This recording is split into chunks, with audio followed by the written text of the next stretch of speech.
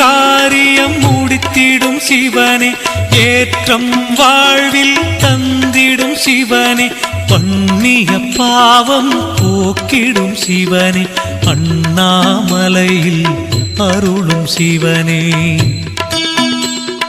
கண்கள் 3 கொண்டவன் சிவனே, கனிவுடன் நம்மை பார்ப்பவன் சிவனே.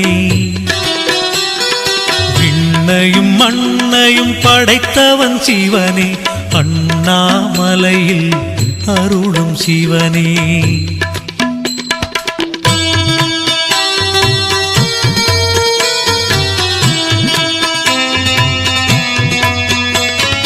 தேவரின் துன்பம் தீர்த்தவன் சிவனே, திருவருள் புரிந்திட வருபவன் சிவனே, மாபெரும் சக்தியை கொண்டவன் சிவனே.